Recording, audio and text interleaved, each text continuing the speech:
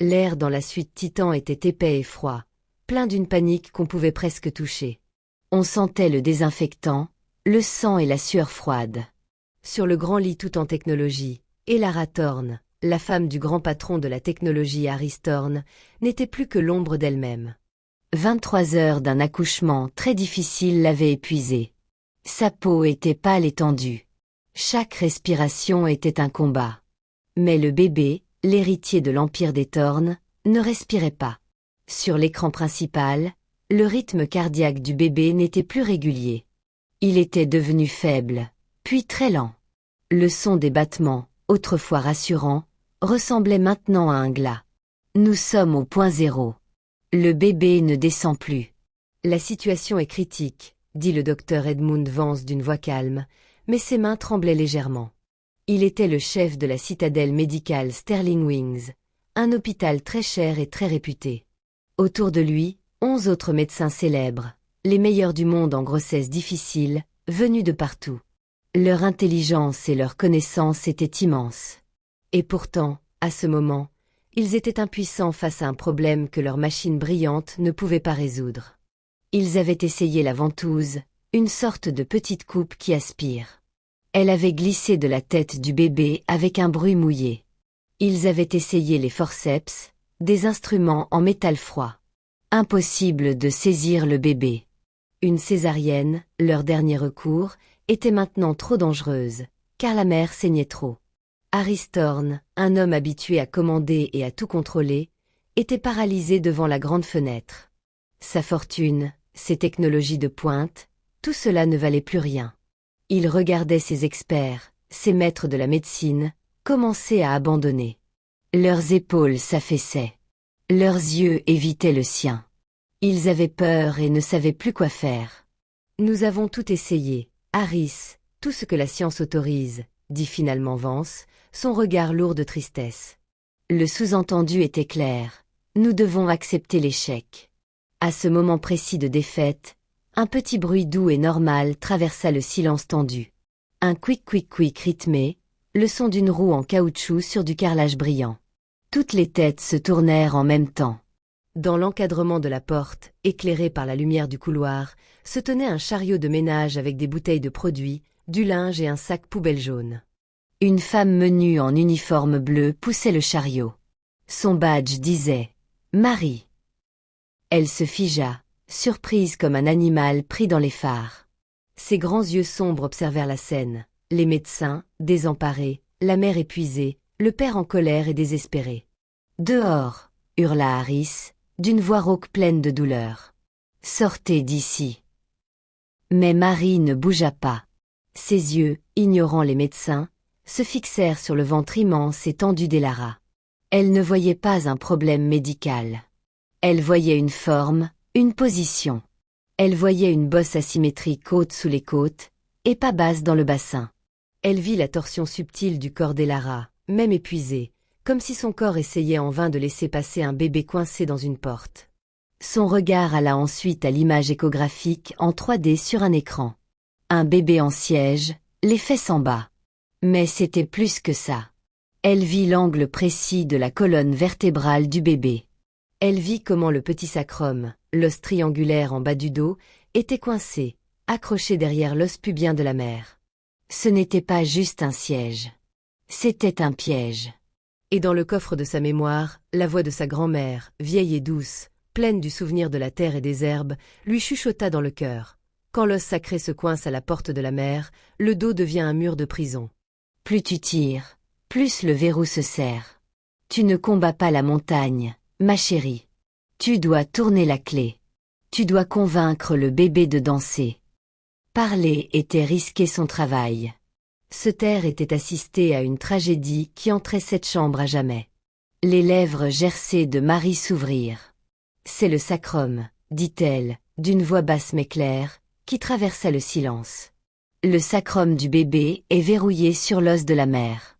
Vous ne tirez pas un bébé. Vous tirez contre une montagne. Vous tirez contre l'os. Ce qui se passa dans les 10 minutes suivantes ne sauva pas seulement des vies. Cela brisa les certitudes de tous ces hommes et femmes sur le savoir, la hiérarchie et la nature de la sagesse. 8 ans avant cette nuit terrible, le monde de Marie n'était pas fait de visions, mais de sons profonds. Le son de la pluie du soir sur les toits de tôle. Le son de sa grand-mère, Mambo Soleil, qui fredonnait une vieille chanson en écrasant des herbes dans un mortier de bois. Le son du grognement d'une mère qui se transformait, par l'effort et l'amour, en un cri triomphant dans l'intimité douce et sombre d'une case où l'on accouche. Et le toucher, le langage principal. La position du bébé devinée par les doigts experts qui palpaient doucement le ventre tendu. Marie-Claire Baptiste était née avec des mains qui savaient. Dans le village d'Henry, au cœur vert et brumeux d'Haïti, sa grand-mère n'était pas juste une sage-femme. Elle était une femmeessagie, une gardienne du seuil de la vie, une historienne de la sagesse profonde du corps. Dès que Marie a su marcher, elle fut son ombre, une apprentie silencieuse et observatrice. Elle apprit à sentir une mauvaise position non pas avec une machine, mais en regardant la façon dont une femme portait un seau d'eau sur la tête. Elle apprit la technique des « mains qui dansent » pour débloquer une épaule coincée. Elle apprit la « marche en spirale », une démarche particulière pour encourager un bébé en siège à se retourner. Elle apprit une berceuse spéciale, dont le rythme apaisait la peur de la mère aussi bien qu'un médicament. Ce n'était pas de la magie. C'était une intuition profonde du corps et de l'esprit, une science de l'observation affinée par des siècles de nécessité et de respect. Un savoir transmis non pas dans des livres, mais par le toucher, par les histoires au coin du feu, par le silence et la chaleur des mains sur la peau. Le tremblement de terre ne détruisit pas seulement les maisons. Il détruisit des familles, des lignées et toute une bibliothèque de sagesse orale. Dans la poussière et les cris, Marie perdit tout, Mambo Soleil, écrasée en protégeant une mère, sa propre mère, sa sœur adorée Lily et le nouveau-né qu'elle l'aidait à mettre au monde. Marie fut retirée des décombres de la case, son corps intact mais son âme vidée, comme un récipient vide qui résonnait du bruit de son monde qui s'effondrait. Elle arriva sur les côtes froides de New York, une réfugiée étiquetée, survivante, portant une douleur si grande qu'elle en était silencieuse. Sterling Wings lui donna un contrat, un uniforme en polyester trop grand, un casier et une consigne, sois invisible. Nettoie les traces des débuts et des fins de vie, le sang, le liquide, les larmes, sans laisser de traces, sans faire de bruit. Pendant 8 ans, elle devint une experte de la disparition. Les médecins, les infirmières, les familles riches, leurs yeux glissaient sur elle comme sur un meuble, un aspirateur humain. Mais elle ne pouvait pas éteindre son savoir. En passant la serpillière devant les salles d'accouchement, elle entendait les médecins discuter, frustrés. Le travail ne progresse pas. Descente arrêtée. Elle voyait des images d'échographie sur des écrans laissés allumés pendant ses nuits de travail. Et dans sa tête, les mains de sa grand-mère bougeaient, montrant la solution qu'il manquait. Le savoir lui montait à la gorge comme une bile amère, une pilule qu'elle avalait chaque jour. Elle serrait son chiffon plus fort. L'odeur forte de l'eau de Javel était une punition pour son don inutile. Elle vivait dans une petite chambre à Queens, ses murs nus sauf pour une photo jaunie de Mambo Soleil, dont le sourire gardait la chaleur d'un soleil haïtien éteint. Ses propres mains, autrefois ointes d'huile de coco chaude pour accueillir la vie, sentaient maintenant toujours le chlore. Elle croyait son don enterré à jamais, un beau fantôme inutile dans les couloirs d'un monde qui n'avait pas de mots pour lui. Jusqu'à 2h47 du matin, quand elle poussa son chariot grinçant dans le cauchemar sombre et bipant de la suite Titan, chambre 1001. La citadelle médicale Sterling Wings n'était pas un hôpital, c'était un temple d'argent, de verre et de technologie. Un gratte-ciel arrogant qui soignait seulement les plus riches du monde. Ici, la médecine était un produit de luxe. Les médecins étaient des stars, leurs blouses impeccables, leurs diplômes impressionnants venant des meilleures écoles. Le docteur Edmund Vance était le grand prêtre de cette cathédrale du contrôle. Il avait bâti Sterling Wings sur l'idée d'une médecine très interventionniste, dominée par la technologie. Pour lui, la nature était désordonnée et peu fiable. L'accouchement était un événement médical à haut risque qu'il fallait gérer, optimiser et contrôler. L'équipe autour du lit d'Elara était son chef-d'œuvre. Il y avait le professeur Alain Girard de Suisse, qui opérait les bébés dans le ventre. Il y avait le docteur Ria Mehta de Mimbé, dont l'intelligence artificielle prédisait les complications. Il y avait le docteur David Costmeyer, fort et imposant, réputé pour son efficacité, parfois brutale, avec les instruments. Ils étaient sur 2, presque arrogants. Quand le travail d'Elara s'arrêta, ce fut pour eux un puzzle intéressant. Ils utilisèrent tout leur arsenal impressionnant. Échographie de pointe, médicaments dosés par IA, moniteurs internes sans fil, une projection 3D en temps réel du bébé comme une carte holographique. Ils parlaient un langage compliqué de vecteurs, de pression et de probabilité. Quand la situation devint une crise, leur confiance se transforma en panique professionnelle. Leurs outils échouaient. Leurs algorithmes ne donnaient pas de nouvelles solutions. L'hologramme montrait juste le même bébé obstinément coincé.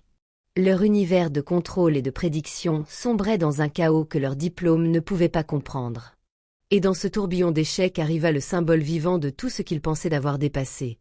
Une femme de ménage immigrée, sans éducation, offrant ce qui ressemblait à un conte populaire, une superstition. Quand Marie parla, leur rejet ne fut pas juste professionnel. Il fut viscéral, comme un réflexe pour protéger tout leur système de croyances. La sécurité dans la suite Titan, immédiatement. Ordonne avance, sans même la regarder. Ce champ est stérile, vous le contaminez, aboya le docteur Costmeyer, faisant un pas menaçant vers elle. Le professeur Girard leva les bras, exaspéré. Un verrou du sacrum? Mon Dieu, c'est un mythe de sage-femme du XIXe siècle. Une histoire pour le Moyen-Âge. Nous avons l'imagerie de pointe. Nous avons les données en temps réel. Mais la fureur la plus dangereuse était celle d'Aristorne. Il ne voyait pas Marie comme une personne, mais comme l'insulte ultime. La preuve que sa fortune, son influence, sa volonté, étaient totalement impuissantes. Que la cage dorée et parfaite qu'il avait commandée était devenue le tombeau de sa famille. Sa voix devint un chuchotement venimeux et tremblant, plus effrayant qu'un cri. Si cette femme n'est pas sortie de cette pièce dans les 5 secondes, je posséderai cet hôpital demain matin. Et je prendrai un plaisir personnel à le réduire en cendres. Le système, la richesse infinie, le prestige, le pouvoir institutionnel, tout convergea sur Marie comme un mur qui l'étouffait. Elle avait tort. Elle était ignorante. Elle n'était rien. Elle gênait leur acceptation digne de la tragédie. Les 2 brancardiers près de la porte bougèrent avec efficacité, leurs mains se tendant vers ses bras minces, leur visage impassible. Dans cette seconde suspendue, ce n'est pas sa vie que Marie revit. C'est celle de Mambo Solet. Elle revit sa grand-mère à l'aube haïtienne, les mains dans un pot d'huile de coco chaude parfumée, son profil serein contre le soleil levant. Le monde te dira que notre savoir est petit, Marie. Qu'il est pour les pauvres, les oubliés, ceux qui n'ont pas le choix. Ils construiront des palais d'acier et de verre et appelleront ça le progrès. Ils vénéreront leurs machines et oublieront l'esprit. Mais n'oublie jamais ceci, mon cœur, un palais peut être la plus belle prison. Et la clé qu'ils ont jetée, c'est toujours une clé. Elle peut toujours ouvrir le verrou. Elle revit le visage de sa sœur Lily, en sueur et terrifiée à la lueur vacillante de la lampe dans la case qui s'effondrait. Marie savait que quelque chose n'allait pas. Le bébé était de travers. Elle l'avait senti sous ses mains hésitantes. Elle allait guider les mouvements de sa grand-mère, parler, suggérer la manœuvre pour le tourner. Mais elle avait hésité, doutant de ses compétences, laissant l'aîné agir. Et à ce moment de silence, le monde s'était écroulé. Le prix de son doute avait été tout ce qu'elle aimait. Le prix de parler maintenant était concret et dévastateur. Elle serait renvoyée sur le champ. Elle serait probablement arrêtée pour intrusion et exercice illégal de la médecine. Avec son statut de réfugiée, elle risquait d'être renvoyée en Haïti, qui n'était plus qu'un cimetière de souvenirs. La stabilité fragile qu'elle avait construite, son toit, son abonnement de métro, son anonymat bienfaisant, tout cela disparaîtrait. Le prix du silence était de rester dans cette pièce. C'était dans les respirations faibles d'Elara. C'était dans le cœur qui faiblissait du bébé. C'était dans les yeux d'Aristorne, où la fureur laissait place à un désespoir insupportable qu'elle reconnaissait dans son propre miroir. C'était le prix exact qu'elle avait payé une fois, dans la poussière d'Henry. Elle regarda ses propres mains, posées sur la poignée froide et usée de son chariot. C'étaient les mains de sa grand-mère. Les mêmes doigts longs, les mêmes paumes larges faites pour une force douce. Elle n'avait pas traversé autant de choses, les décombres, l'océan, des années de silence écrasant, pour maintenant être propre pendant que la mort agissait à 1 mètre. Avec une soudaine force étonnante qui venait de la terre elle-même, elle se dégagea de la poigne du brancardier, non avec violence, mais avec une solidité enracinée et incontestable. « Vous pouvez me jeter dehors, » dit-elle, et maintenant sa voix prit une puissance résonnante qui fit taire la pièce plus qu'un cri. C'était la voix de Mambo Soleil qui parlait à travers elle. « Vous pouvez appeler votre sécurité. Mais vos machines... » Elle fit un geste de la main vers les écrans lumineux. « Elle vous raconte seulement une histoire de pression et de temps qui manque. Moi, je vous raconte une histoire de position. Le bébé n'est pas juste en siège. Il est engagé avec le sacrum en arrière. Chaque contraction fait levier de sa colonne contre l'os de la mère. Vous ne tirez pas un bébé. Vous serrez un verrou. Vous devez d'abord le déverrouiller. » Elle s'approcha de l'hologramme, ignorant le recul des médecins. Son doigt traça une ligne invisible dans l'air, le long de la colonne du bébé. Voyez? Son dos est contre son dos à elle. Son énergie va vers le haut, pas vers le bas. Vous devez tourner la mère. Pas juste sur le côté. Complètement. À 4 pattes. Vous devez laisser la gravité travailler avec vous, pas contre vous. Le docteur Costmeyer rit, un son dur et méprisant. À 4 pattes. Ce n'est pas une étable. C'est obscène. Nous sommes au XXIe siècle. Mais depuis le bord de la pièce, où elle ajustait silencieusement les perfusions, la jeune anesthésiste, le docteur Lénachaud, parla. Sa voix était petite, tremblante de prendre un tel risque contre la hiérarchie, mais claire. Page 842 de Williams Obstétrique, 24e édition. Là, la position à 4 pattes. Elle est mentionnée comme une intervention possible pour une position postérieure persistante. La biomécanique pourrait être analogue pour un siège. Une note de bas de page archivée dans un livre n'en fait pas un protocole viable dans une situation critique, rétorqua Vance, mais une fissure était apparue dans le mur de sa certitude. Il n'avait jamais lu la page 842. Le moniteur, cependant, choisit ce moment précis pour plaider en faveur de Marie avec une terrible finalité. La ligne du rythme cardiaque du bébé ne baissa pas. Elle dégringola. De 100 battements par minute à 60, puis à 40, tendant vers 0. C'était une ligne droite, une descente vers le silence. « Arrêt cardiaque fœtal », cria une infirmière, les mots sonnant comme une sentence de mort. C'était fini. La bataille médicale était perdue. L'air quitta la pièce.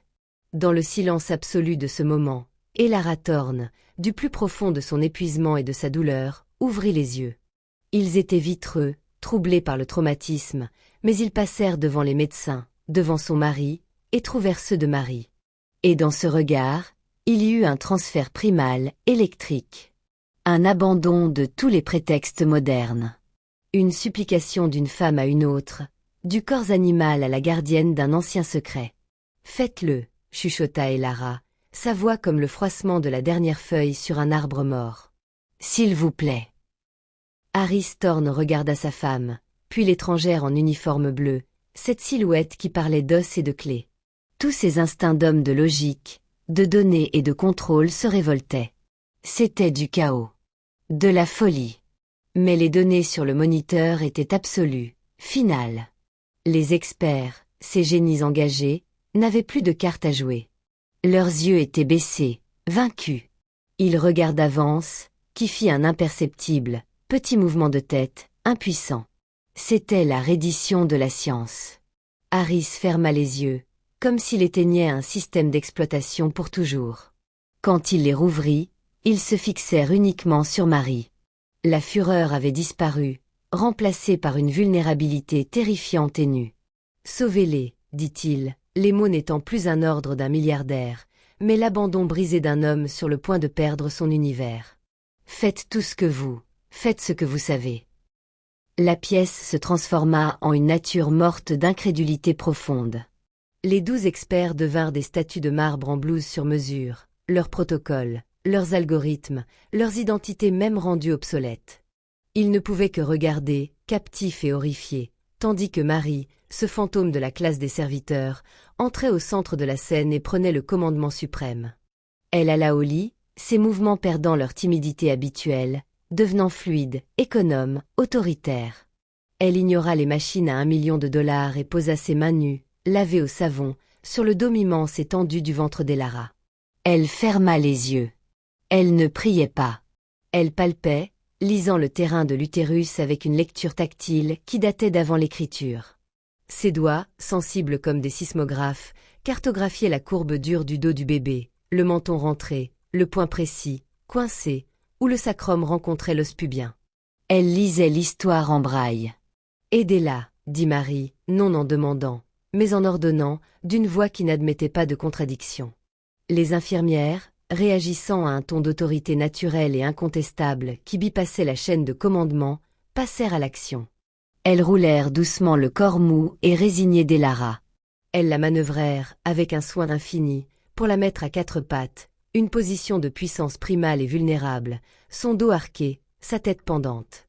Les médecins eurent un mouvement de recul collectif, certains détournant la tête comme devant un acte profane, cette réduction de la femme d'un milliardaire à une bête des champs. Marie se positionna derrière Elara. Elle ne tira pas. Elle ne poussa pas au sens où il l'entendait. Elle plaqua la paume d'une main fermement sur le coccyx d'Elara, et l'autre main bas sur le ventre, juste au-dessus de l'os pubien. Puis, elle commença à appliquer une pression. Mais ce n'était pas une force brute et linéaire. C'était une persuasion, une négociation, une conversation profonde et incarnée. Un mouvement doux, berçant, dans le sens des aiguilles d'une montre, puis une contre-pression, un soulèvement subtil, une inclinaison implorante. Cela ne ressemblait à rien dans les manuels modernes. Cela ressemblait à une danse ancienne, une géométrie sacrée dessinée sur le corps de la femme. « Vous devez pousser maintenant, Elara, dit Marie, sa voix près de l'oreille de la femme, douce mais ferme, comme un chef d'orchestre qui donne le signal. Pas avec votre douleur. Avec votre terre. Poussez comme si vous enraciniez un arbre profondément dans le sol. Poussez vers le bas à travers vos bras, à travers vos genoux. » Elara, appelée de l'abîme par cette voix qui parlait directement à son être mammalien, animal, rassembla un souffle du plus profond de son être, d'un lieu avant la peur. Elle poussa. Les mains de Marie bougèrent en concert, une symphonie subtile et complexe de manœuvres. Un léger soulèvement du sacrum ici, un guidage interne, une rotation du torse du bébé par la paroi abdominale là. Elle n'extrayait pas un bébé. Elle créait de l'espace. Elle persuadait le petit corps coincé de trouver un nouvel angle, de se désengager du crochet osseux, d'amorcer le beau saut périlleux ancien de la naissance par le siège. Pendant une minute entière, angoissante, rien ne sembla changer. Les seuls sons étaient les grognements d'effort d'Elara et l'alarme persistante, monocorde, du moniteur fœtal. Les médecins échangèrent des regards de constatation résignés. Vous voyez ? Du charlatanisme. Un faux espoir cruel. Puis, le docteur Riameta, les yeux collés à l'écran d'échographie en temps réel, laissa échapper un petit cri involontaire. Le sacrum, il bouge. Il tourne vers l'avant. Je mesure, 5 degrés, 10 degrés de rotation. Le verrou se débloque. Impossible, murmura le professeur Girard, mais il se rapprocha d'elle, son incrédulité académique luttant contre l'évidence visuelle à l'écran. Le rythme cardiaque. Regardez, s'écria une infirmière, la voix brisée par l'émotion. La ligne plate et mortelle sur le moniteur cardiaque remonta en un pic de rébellion miraculeuse. 50, puis 70, puis 100 battements par minute. L'alarme s'arrêta. Le bip bip bip régulier et fort repris, un son plus beau que n'importe quelle symphonie. Il se tourne, annonça Marie, son propre souffle court et concentré maintenant, la sueur perlant à ses tempes. Le verrou est libre. Maintenant, Elara, maintenant. Poussez-le vers le bas. Suivez-le vers le bas. Une nouvelle énergie, électrique et puissante, traversa Elara. C'était l'espoir, brut et galvanisant. Elle poussa avec une force qu'ils pensaient tous totalement épuisée. Et cette fois, le bébé bougea. Pas dans une lutte frénétique et désespérée, mais dans une courbe lisse et délibérée, comme s'il suivait enfin un chemin clair. Les mains de Marie devinrent un flou d'activités précises et intuitives.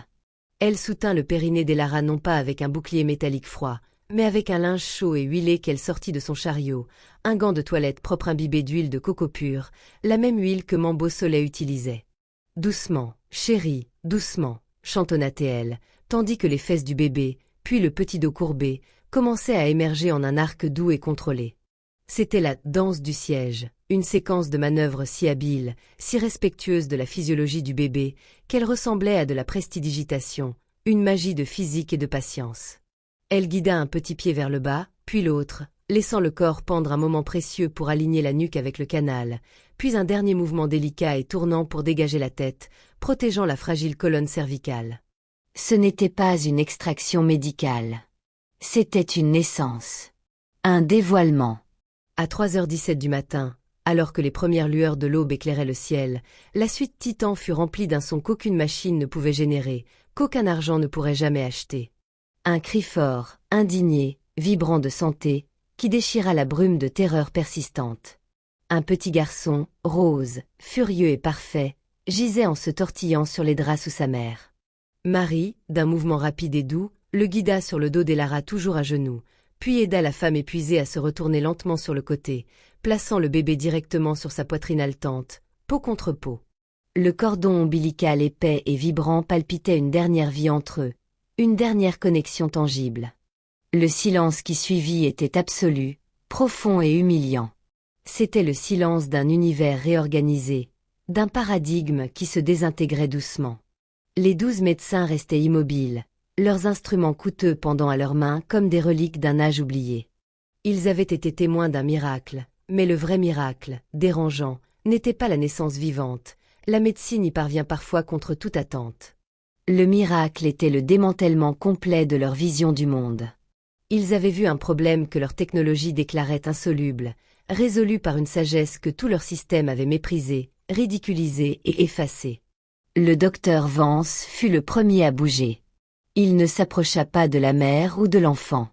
Il marcha lentement, comme dans un rêve, jusqu'à Marie. Elle essuyait tranquillement ses mains sur une serviette propre de son chariot, la tête baissée, le manteau de l'autorité retombé. Le sort était rompu. Elle n'était plus que la femme de ménage de nuit, debout au milieu des débris d'une crise médicale. Vance la regarda. Il la regarda vraiment, peut-être pour la première fois comme un être humain. Il vit l'intelligence farouche dans ses yeux sombres et fatigués, la dignité calme et inattaquable dans sa posture, la compétence inébranlable qui avait rayonné d'elle. Il vit les mains, petites, gercées, fortes, qui venaient d'accomplir ce que lui, avec toute sa formation, ses titres, sa vanité intellectuelle, n'avait pas pu faire. Il ouvrit la bouche. Aucun son, aucun jargon clinique, aucune déclaration autoritaire n'en sortit. Il la referma, déglutit avec difficulté. Puis, avec une raideur qui trahissait une vie de hiérarchie pliée de force et douloureusement, il lui fit un seul, lent, profond signe de tête. Ce n'était pas un remerciement. Ce n'était pas des excuses. C'était quelque chose de bien plus significatif. Une reconnaissance. Une fissure dans le monolithe de sa certitude. L'heure suivante fut un flou de soins après la naissance, calme, efficace et nourrissant, dirigé non pas par un médecin, mais par Marie. Elle montra aux infirmières, qui suivaient maintenant chacun de ses mots, comment aider la délivrance du placenta avec une traction douce et rythmée du cordon et un massage utérin spécifique qui minimisait le saignement. Elle leur montra comment emmailloter le bébé d'une manière qui maintenait sa position fœtale, imitant le ventre maternel, ce qui calma instantanément ses pleurs. Elle bougeait avec la grâce inconsciente d'une maîtresse artisanale, chaque action était pleine de sens, économique, et enracinée dans un profond respect, presque révérencieux, pour la physiologie sacrée de la mère et de l'enfant. Au moment où le soleil se leva sur l'East River, peignant la ligne d'horizon de rose et d'or, Elara dormait d'un sommeil profond et réparateur. Son fils, nommé Lucas Harris Solethorn, niché dans le creux de son bras, ses petits doigts parfaits agrippant son pouce. La crise n'était pas seulement terminée, elle s'était transmutée en une profonde et paisible épuisement. Marie rassembla son matériel de ménage. Sa part était terminée. Le sort était complètement rompu. Elle était une employée dont le poste allait bientôt finir. Elle commença à pousser son chariot grinçant vers la porte, de retour vers les ombres. « Attendez !» La voix était celle d'Aristorn. Elle était calme maintenant, creusée par le traumatisme, mais remplie d'une admiration si immense qu'elle avait sa propre gravité. Elle s'arrêta mais ne se retourna pas, ses épaules se tendant, attendant le renvoi, la menace légale, la dernière assertion de l'ordre du monde. Il marcha pour se placer devant elle. Ses yeux, qui quelques heures auparavant brûlaient du feu d'un ange destructeur, étaient maintenant rougis, gonflés et brillants de larmes retenues. Il regarda son badge, puis son visage. Marie. Il dit ce nom comme s'il testait un mot sacré, une incantation secrète. Vous, ce que vous avez fait. Je n'ai pas les mots. J'ai fait ce que ma grand-mère m'a appris, monsieur, dit-elle doucement, les yeux fixés sur un point du sol près de ses mocassins italiens. C'étaient ses mains, pas les miennes. Quel est votre nom complet? Demanda-t-il, sa voix intense. Marie-Claire Baptiste. Il hocha lentement la tête, gravant chaque syllabe dans une mémoire impénétrable. Marie-Claire Baptiste, répéta-t-il. Vous avez une dette envers moi qui ne pourra jamais, jamais être remboursée. C'est une dette de vie. Dites-moi ce que vous voulez. De l'argent. Un pantouse sur le parc. Des papiers de citoyenneté signés par des sénateurs. Une bourse pour n'importe quelle école de médecine du monde. Votre propre clinique. Dites-le. Marie leva finalement les yeux vers lui, croisant son regard. Elle vit sa gratitude authentique et stupéfiante, mais elle vit aussi le réflexe du milliardaire, l'habitude ancrée du résolveur de problèmes. Un mystère humain profond à régler proprement par une transaction, une signature, un transfert de capital. Il voulait signer un chèque, la placer dans une nouvelle boîte élevée, et ainsi rétablir l'ordre naturel de son univers, où il était le bienfaiteur magnanime et elle la bénéficiaire reconnaissante. Il ne pouvait pas encore comprendre que certaines choses existent en dehors du registre comptable. Elle secoua la tête, un sourire faible, triste et connaisseur effleurant ses lèvres. C'était le sourire de quelqu'un qui comprend une langue que l'autre n'apprendra jamais. Il n'y a pas de dette, monsieur Thorne. Le savoir de ma grand-mère n'est pas à vendre. C'était un cadeau qui m'a été transmis. Ce soir, je l'ai donné. C'est tout. Et sur ces mots, elle se retourna, posa ses mains sur l'acier froid de son chariot et le poussa hors de la suite Titan, laissant l'homme le plus puissant de la pièce, et de la plupart des pièces de la planète, totalement, complètement et glorieusement sans voix. L'histoire, comme ces histoires le doivent dans un monde hyper-connecté, explosa comme une supernova. Le bébé d'un milliardaire né grâce aux mains d'une femme de ménage. La femme de ménage miracle sauve l'héritier Thorne là où 12 médecins ont échoué. Les journaux à scandale criaient en gros titres. Les revues médicales sérieuses en parlaient dans des éditoriaux fascinés et horrifiés, débattant des paradigmes intégratifs et des limites de l'hégémonie technologique. L'immense machine institutionnelle d'autoprotection de Sterling Wings se mit en marche, non pas pour célébrer, mais pour contenir, contrôler et limiter les responsabilités. Marie fut, comme prévu, mise en congé administratif indéfini en attendant une enquête complète. Un comité de révision médico-légale fut convoqué, une assemblée grave d'avocats en costume et de médecins seniors. Leur rapport initial, qui fuitait, était un chef-d'œuvre de jargon défensif. Bien que le résultat ait été favorable, les actions d'une personne non qualifiée effectuant des manœuvres non standardisées à haut risque en dehors des protocoles établis représentaient un risque de responsabilité extrême et inacceptable. Le docteur Edmund Vance fut contraint de démissionner de son poste de chef de l'obstétrique. Le communiqué de presse citait un désir de poursuivre de nouvelles initiatives de santé mondiale. La vérité était qu'il était le bouc émissaire désigné, le sacrifice aux dieux de la gestion de réputation. Les 11 autres médecins retournèrent dans leurs institutions mondiales, leur réputation subtilement mais durablement ternie par l'inexplicable, le non scientifique, l'anecdotique qui avait réussi là où leur certitude avait échoué. Aristorn, cependant, n'était pas un homme qui acceptait les récits imposés par des comités ou des institutions. Il était un créateur de récits. Il engagea le cabinet d'enquête privé le plus discret et le plus cher du monde. Ils ne se contentèrent pas de fouiller le passé de Marie, ils l'exhumèrent. Ils trouvèrent les ruines envahies par la végétation d'Henry, Ils retrouvèrent des survivants âgés à Port-au-Prince qui parlaient avec une révérence tremblante de Mambo Soleil et de son « petit ange », Marie, aux mains qui voyaient. Ils compilèrent des dossiers ethnographiques denses sur les pratiques de sages-femmes traditionnelles, non seulement d'Haïti, mais de Bolivie, de Suède rurale, des communautés inuites du Nord, rassemblant des preuves irréfutables que ce que Marie avait fait n'était pas de la magie, mais une science sophistiquée et perdue de biomécanique, de psychologie et de toucher intuitif. Simultanément, une rébellion calme mais puissante grondait au cœur même de Sterling Wings. Menée par le docteur Lena Shaw, l'anesthésiste qui avait osé citer le manuel, une coalition d'infirmières, de sages-femmes et de jeunes médecins désillusionnés qui avaient été dans la pièce où entendu l'histoire murmurée commença à trouver sa voix. Ils lancèrent une pétition interne, citant les actions de Marie et la masse de preuves scientifiques négligées sur l'accouchement physiologique. Ils en avaient assez du modèle lourd en intervention, basé sur la peur. Ils avaient vu, en un éclair, une meilleure façon. Une façon qui respectait la sagesse du corps. Harris utilisa son influence comme un scalpel.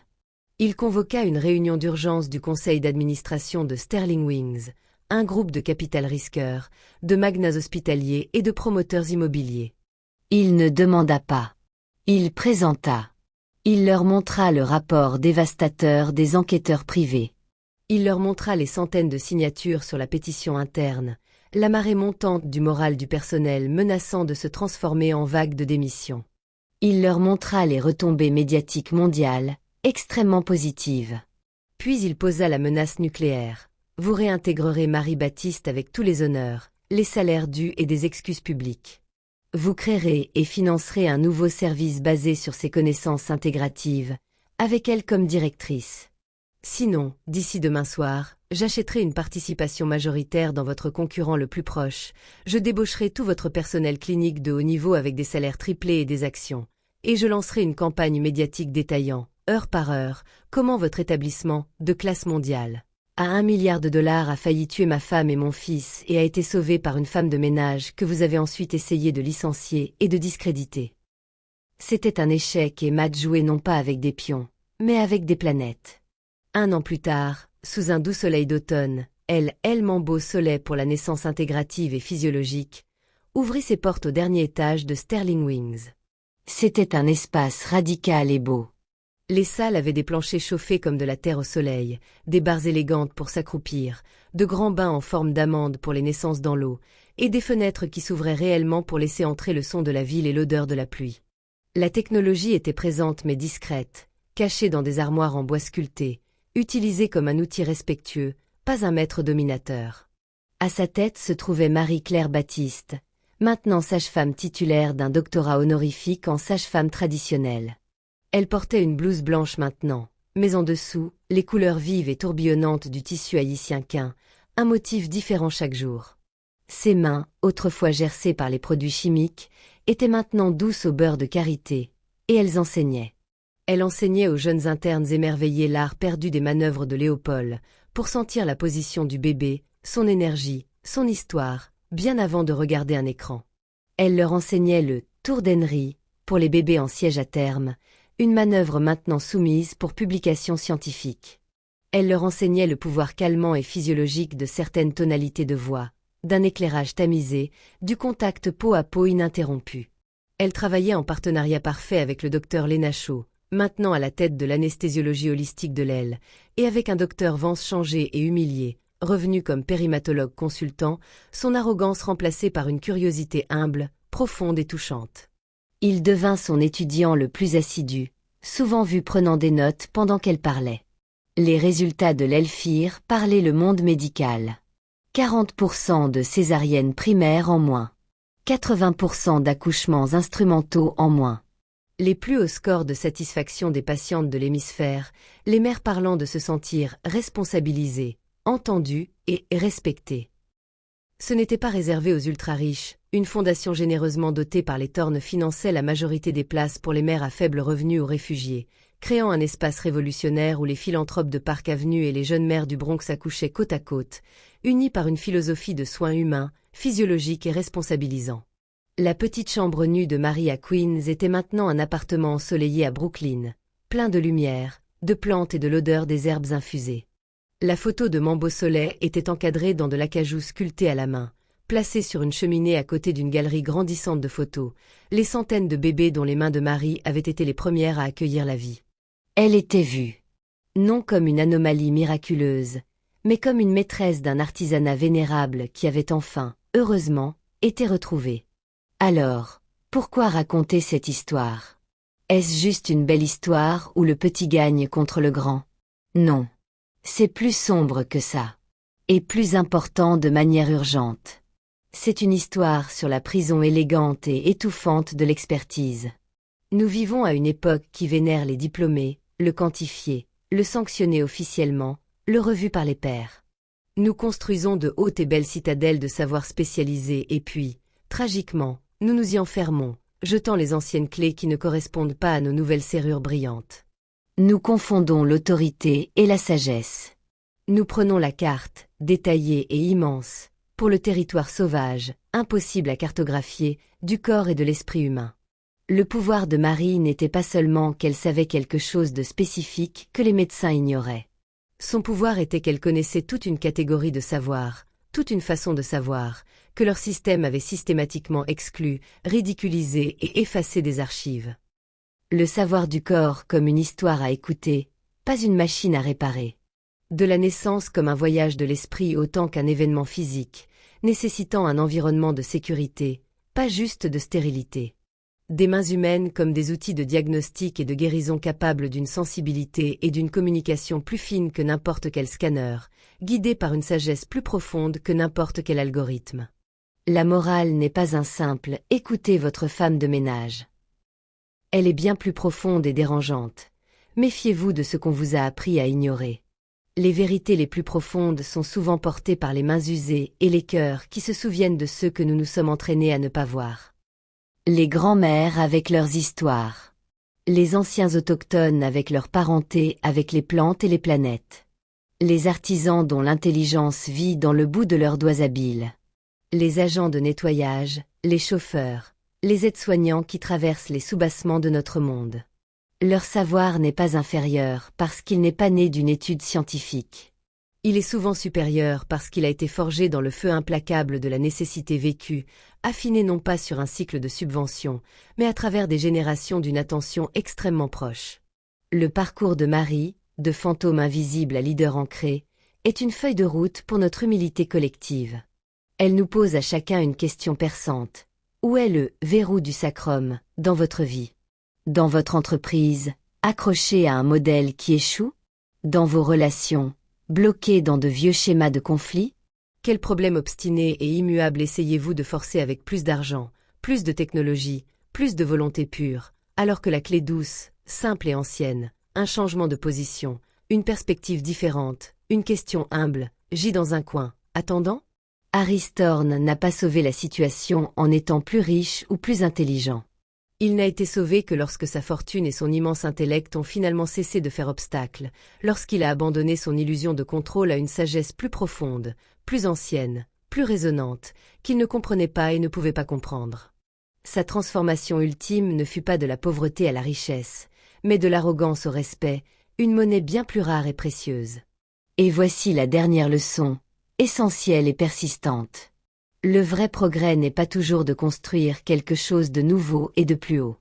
Parfois, l'avancée la plus radicale est de se souvenir de quelque chose de très, très ancien.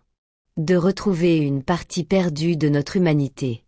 La prochaine fois que vous ferez face à un problème impossible, avant de déployer votre armée d'experts et votre arsenal de technologie, faites une pause. Respirez. Regardez dans le coin tranquille de la pièce, vers la personne dont vous n'avez jamais sollicité l'opinion. Écoutez la voix douce et modeste que vous avez été culturellement entraîné à ne pas entendre. La solution que vous cherchez désespérément n'est peut-être pas devant vous, dans la lumière crue de la convention. Elle est peut-être à côté de vous, dans les douces ombres, attendant patiemment que vous la voyiez enfin, vraiment et humblement. La sagesse du monde n'est pas stockée seulement dans des coffres d'acier et de verre, dans des nuages de données. Elle est aussi gardée, précieuse et vivante, dans les mains usées et les cœurs qui se souviennent de ceux que nous prétendons ne pas voir.